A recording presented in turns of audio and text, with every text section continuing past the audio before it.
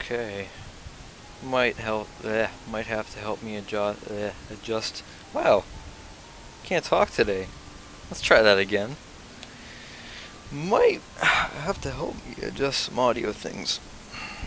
But anyways, we have this little mind mapping application that I like to use, especially for games like this where all of the content is so all over the place and there's a bunch of other stuff kind of happening at once. It's good to be able to use this. So this is unusually peaceful for a game like this particular setting. Whenever you lay in bed to save, it really is extremely tranquil. There's something about sleep it's different than how it was for Madatsuki. If anyone's played Yume Nikki, every time Madatsuki would sleep, she'd have to face her dreams. It's the opposite for Sabutsuki. There's something I guess, good about sleep for her, which is interesting. I'm not sure how much I'm willing actually to notate down on the mind map. But the first thing that we can do is create a big old thing, characters, NPCs, because this will be important, obviously. And we can start with Sabitsuki herself, if we wish. I do have to make sure that that is... Oh yeah, okay. We're going to put this over here so it's actually formatted correctly. And you can actually see what I'm doing. Yep, I'm going to have to move everything over to the left. So, that's okay. Or I could just zoom it out a bunch, who knows. Alright. Anyways, we have Sabitsuki herself. Just in the note margins here for this, I would definitely type in something like, I mean, from what we can gather about Sabitsuki at first, she has seemingly, she doesn't seem to be fond of, oh, what's up, she doesn't seem to be fond of, like, fashion. I mean, I don't know, I'm not here to criticize by any means. It's more so just the apparel that of which she wears, especially combined with her hair. It seems that she's kind of apathetic to that, in that regard. So I could put down on my notes, I don't know, appearance, non-fashionable, and perhaps apathetic, hygiene-wise. I mean, similarly to Madatsuki, if we see here, if we try to go out of the room, refuses, like Madatsuki. So, similarly, a hermit. Another thing, very pale. I mean, that's just another context clue for being a hermit, but from what you can gather from Sabitsuki's appearance, it's mostly just kind of a uncaring, kind of apathetic about appearance-wise. I don't want to jump to anything like depression just yet, because that would be kind of stupid to assume just from this. However, it seems likely at this point, just from what you can gather from this first scene of the room. Strange about this TV is that it turns on, and I can't tell, that doesn't look like normal static to me. Like, there's definitely some kind of, like, channel displaying, but it's, like, I don't know. The image itself is hard for me to, like, make out what that even could be. So, we could make another note. And this should, if I click on this, shouldn't it display my notes? Or will it not? That's kind of a shame. Oh well.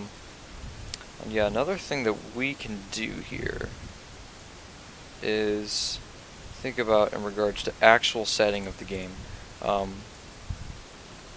And what I mean by that mostly is that, I mean, why doesn't, I think it can answer a couple of questions, namely, why doesn't Sabitsuki ever go outside? I mean, Sabitsuki's obviously alive, so they have some access to, taking away minimalism here for a second, obviously they're alive, so there's someone that eats and drinks water and actually gets things from somewhere. I don't want to go too deep into it and like overanalyze and be like, oh, well, there must be some way that how do they get food? I mean, it is a video game, so there's, obviously, it's not going to be emulating everything, and there's some things you can't take literally. What I'm interested more is the outside world, that of which Sabitsuki never goes into. If you walk outside, I mean, look at the apartment building that she lives in. It's dilapidated, one. In terms of the apartment itself, I could say that, and maybe I should start putting these under topic, but if I were to describe the setting itself, it's dilapidated. Do I know how to spell? Dilapidated. There we go. Yeah, I mean, no maintenance. Like, nobody's even here to do maintenance in the first place. That could be indicative of a couple of things, namely the future that, I don't know if it's the future, but the world out of which Sabutsuki lives in is one that of which there's no one really around to do maintenance. Another thing that's interesting, there's doors cracked. The glass door itself, was that something that of which Sabutsuki did herself, or was that just some kind of freak accident? Glass window broken.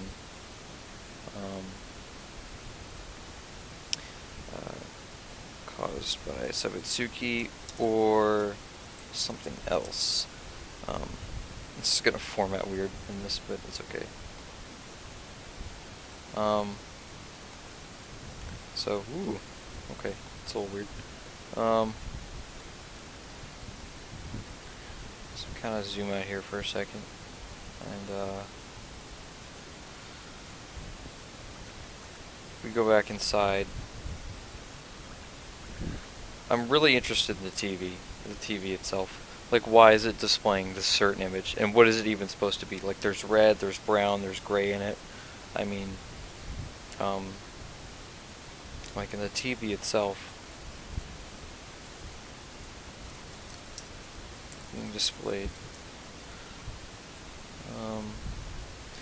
Like, a couple things you can deduce from that is, well, either this is the no channel, no signal static that of which the TV displays on, I guess, that of which the TV would display, but that doesn't, generally static doesn't differ, static is static, so this image is being displayed from some signal, and I really have no clue what it's supposed to mean. But, I don't think there's anything to analyze in terms of the, mini-game itself. I mean, it's just kind of a homage to the original game, in which Madatsuki also had some kind of Famicom-like console with like one simple game on there, which could speak to a lack of entertainment, actually, now that I think about it. Mainly because, okay, if you're in an apartment by yourself, and I know I'm taking caution not to get too literal. Like, I want to be able to, like, understand, like, oh, what is part of the setting itself, and what is just something that is not properly emulated. Like, I can't say because Sabutsuki doesn't have a fridge, that doesn't mean that she doesn't eat. Like, she clearly does, because she's alive. Or she's some kind of being that is able to sustain herself without that. I don't know. Regardless, there's a lack of entertainment. I could put that down if I wanted to. It's I don't like where I put that. Hold on. Let's drag that out. Yeah. Lack of entertainment.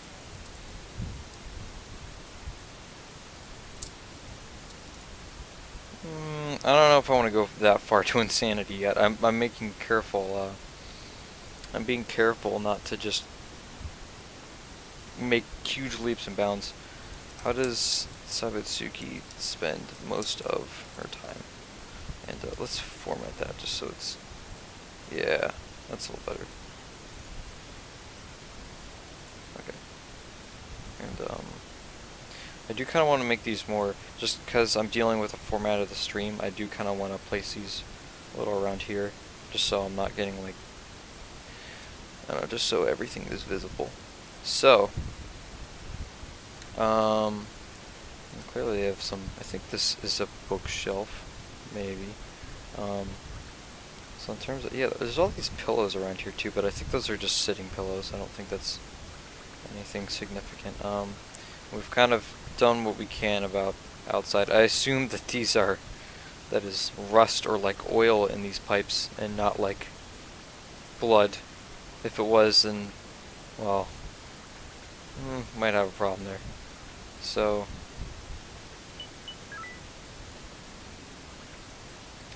finally we'll actually start getting to the meat of the game here. Now, what's interesting here is that the actual process of flow for Sabutsuki herself is much different than Madatsuki's. she sits down at the computer. I'll put this down as see, it's funny because you clearly could tell that Madatsuki was dreaming most of the things that of which are in the game, because she goes directly to her bed. But Sabitsuki just sits here at her computer and stares at her computer. It doesn't look like she's accessing like anything online.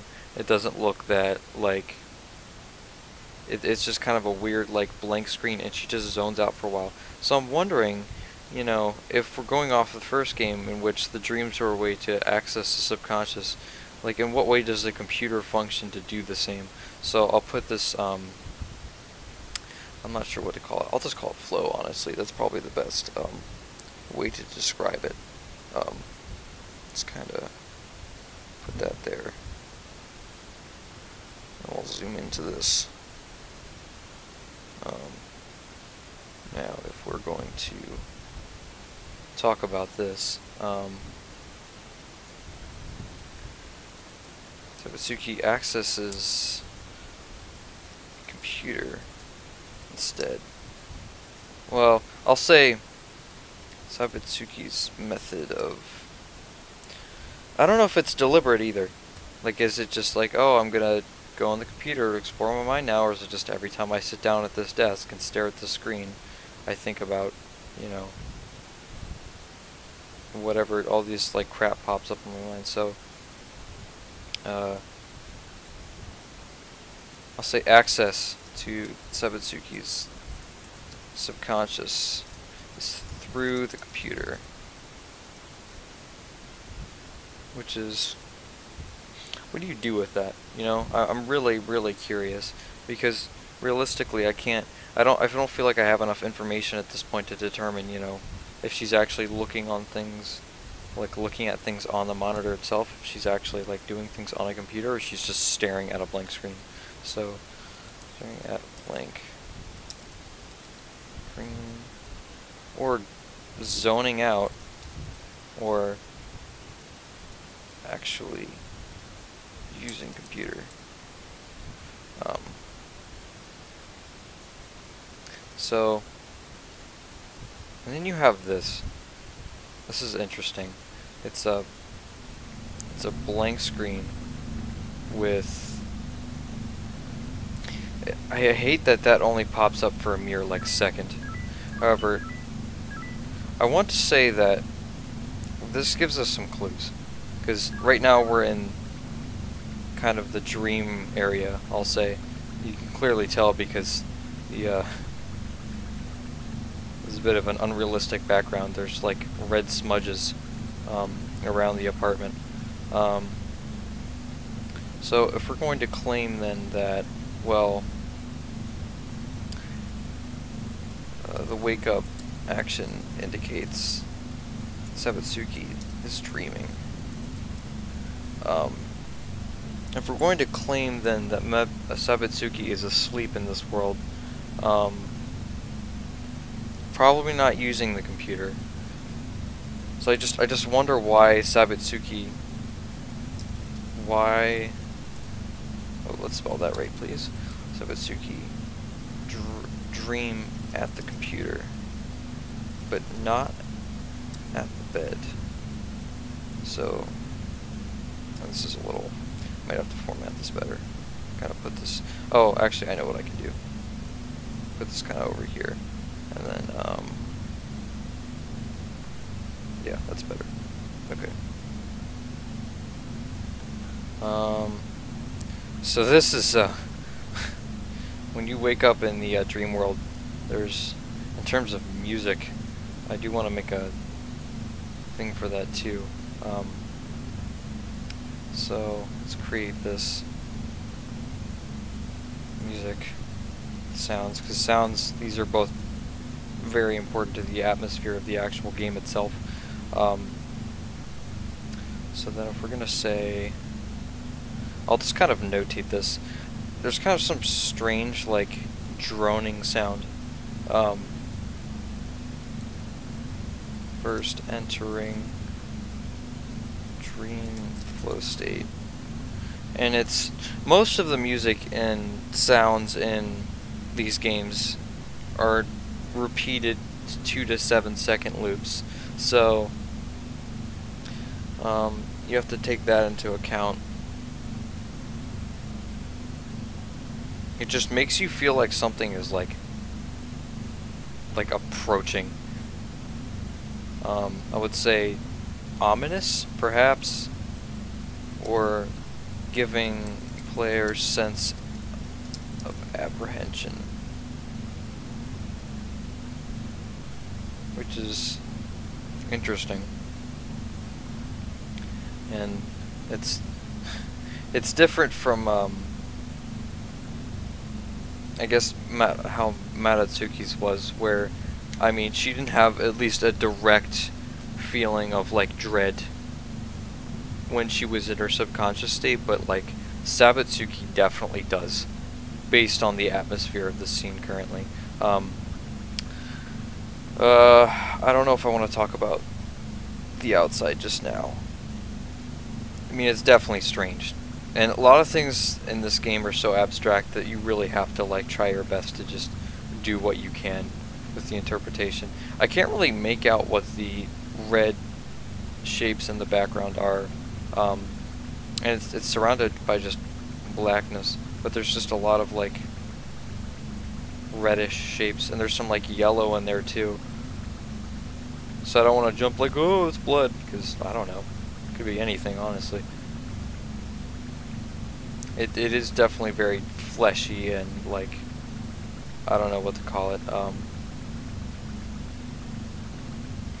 I think I'll come back to that at some point.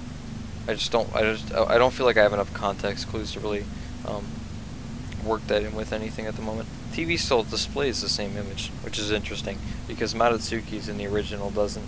Sabutsuki's does. There's no event triggered by seemingly by, no matter how many times you turn on the TV, nothing different happens. We could try accessing the bed in the dream state. It gives us no solace like it does in the non-dream state, though. Droning continues, nothing happens. I can spin around on my chair, that's about it. Whee! Okay. Why don't we... Trying to remember where I got the broom effect first. That will be a lot more helpful in speeding things up. So, flow, broom effect, and then I'm going to... I will be using a guide, because if I wasn't using a guide, I'd be kind of running around forever, and we don't want to do that. So, let's go. And I believe this nexus is very interesting. It's fragmented. It's like shattered glass or something, and all of the edges kind of like... It gets less shattered as you walk somewhere, but like this first kind of I guess the center area is the most fragmented. And if we're thinking about the nexus in terms of what that symbolizes in terms of the subconscious, I mean, the nexus itself is, well, let's think of it this way, is basically a portal to access, I mean, if we're going immediately with, you know, these are ways to access, perhaps, I'll say portal to access the subconscious, because I don't want to jump to anything like memory or anything like that. That's a bit too strong. But definitely portal access, subconscious, different images, fragmented, shattered, near the door. I mean, I could go with fragmented, shattered, subconscious, or related to, oops, I want to say that that would be perhaps related to the subconscious somehow.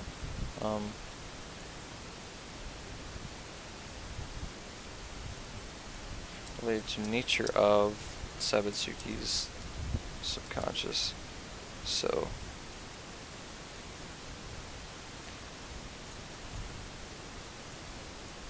it's really a pain because this window is like I have to deliberately like work on the left side of the application because OBS only wants to capture the left side, or just the way that I have it formatted. I can't fit everything to screen perfectly. I couldn't really figure it out, so anyways, we will start walking this way, I think. And we have our first major area here. We have a bunch of pipes. I could not tell you for the life of me what this thing is supposed to be. Yeah, I don't know. So we'll walk around a bit. I do kind of want to get the broom effect, so I probably will actually go and get the effect first. Oh, well. I won't get this yet. If you interact with this, you get an effect. And, I don't want to get into that first, because I think there's, especially because of the violent nature of it, there's some analysis there that I don't want to start doing yet. You have to go to here. This game has a penchant for staircases, even more so than Yume Nikki did.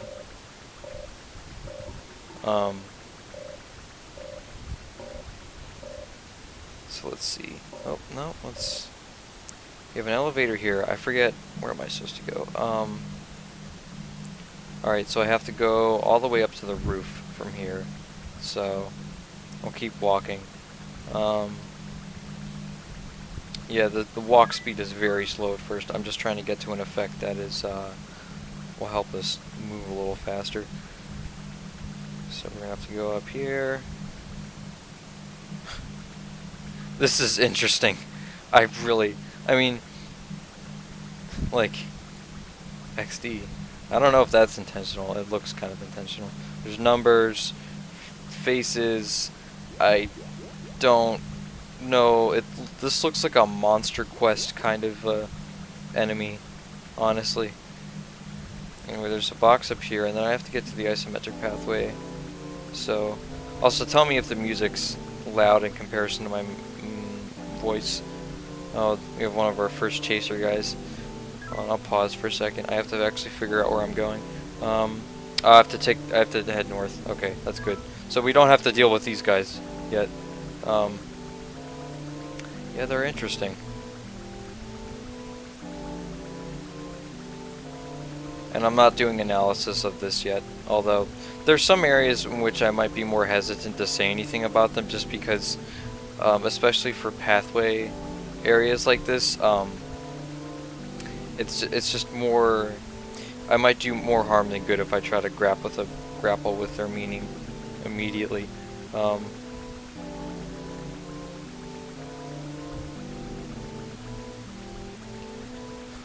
What's very interesting are the beds in here. And there does appear to be something or someone in the beds themselves, which is interesting. Oh, static. Oh, that's right. Sabutsuki has a Famicom World too, in her subconscious.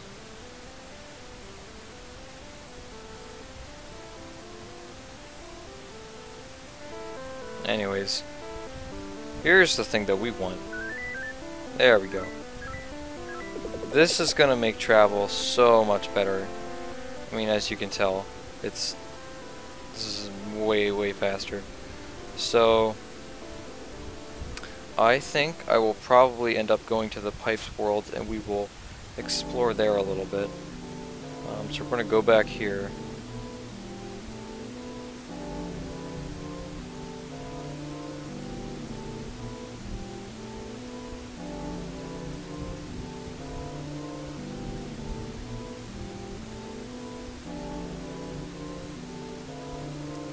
Alright, so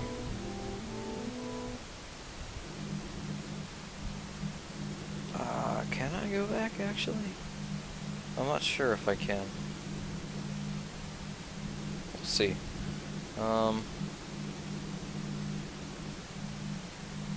Yeah, no, I can still go back this way.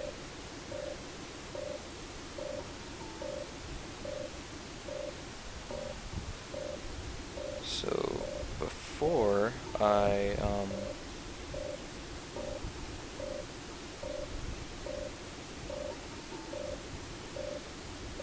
forgot what I was gonna do, honestly.